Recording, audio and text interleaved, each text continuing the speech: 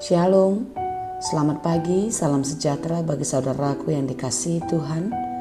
Dimanapun kita berada, kiranya kita tetap penuh pengharapan dan sukacita di dalam kasih Tuhan. Marilah mendengarkan firman Tuhan, kita bersaat teduh. Tuhan yang maha baik, kami percaya kasih-Mu tidak pernah berhenti kepada kami. Di pagi ini kami bersyukur atas segala penyertaan Tuhan di sepanjang malam dalam kehidupan kami. Dan pagi ini kami akan memulai segala pekerjaan kami. Kiranya firman-Mu memberikan kekuatan, firman-Mu menghibur hati kami untuk menjalani semua hari-hari kami. Berbicaralah Engkau Tuhan, sebab kami siap mendengarkan.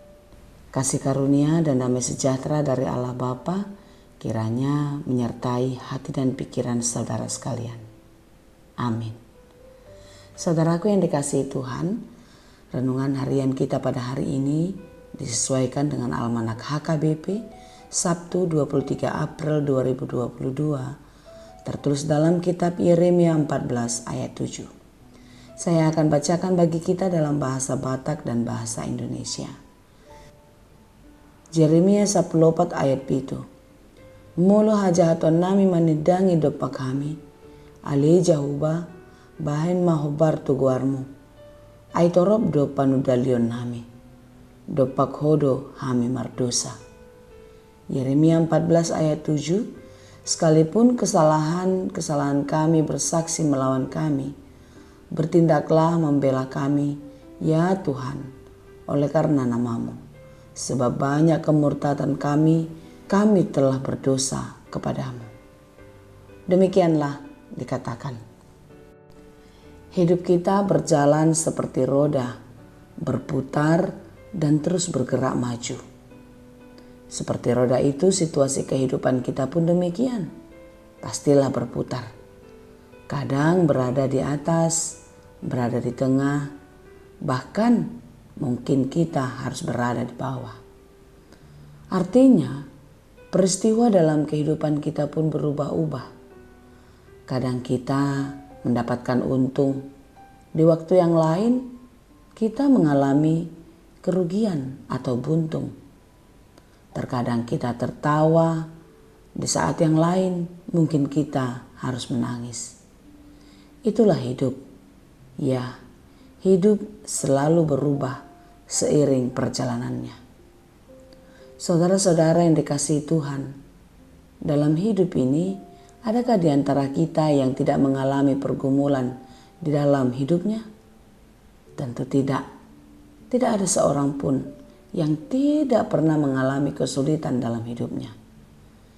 Yang menjadi pertanyaan adalah, siapakah yang mendatangkan kesulitan itu? Ya, tidak sedikit orang yang menganggap persoalan yang terjadi dalam hidup manusia itu datangnya dari Tuhan.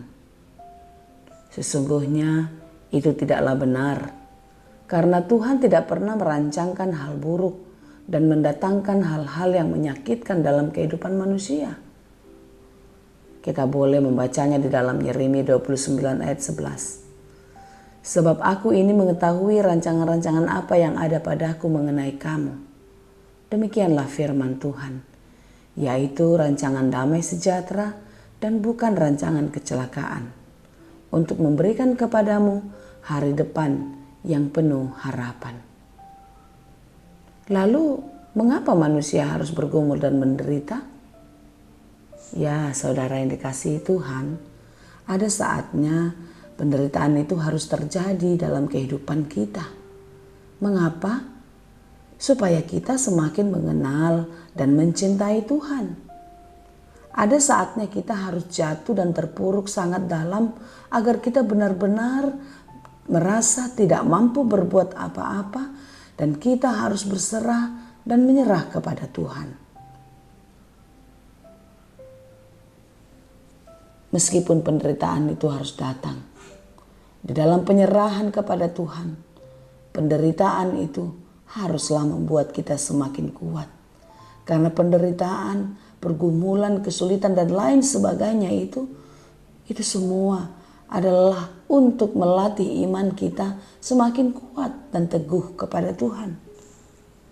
Sehingga dalam masa-masa kesulitan kita bisa bersaksi bahwa kita bisa kuat, kita bisa bertahan. Itu semuanya karena Tuhan menolong kita. Saudara-saudara yang dikasihi Tuhan, penderitaan yang terjadi dalam kehidupan kita, demikian juga lah yang terjadi di dalam kehidupan bangsa Israel waktu itu. Penderitaan yang berkepanjangan yang diterima umat Tuhan adalah dampak dari kesalahan dan kejahatan mereka. Kejahatan yang melukakan, seperti seorang anak yang berbuat kejahatan atau nakal berulang-ulang.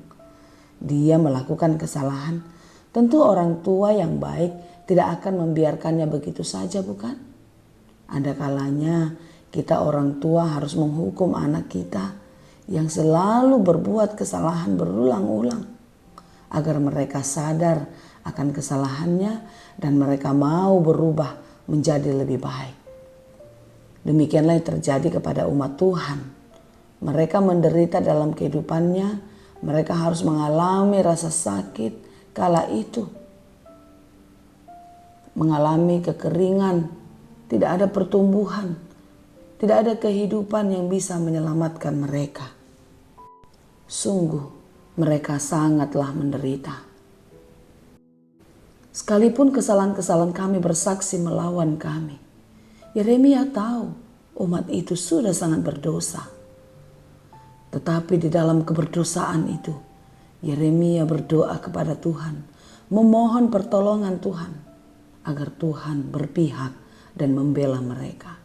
Karena Yeremia tahu Tuhan itu maha baik, maha pengasih, penolong, dan maha pengampun. Bertindaklah membela kami ya Tuhan oleh karena nama-Mu.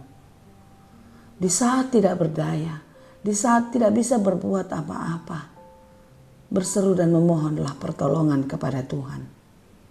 Mintalah keampunan agar Tuhan bertindak menolongmu.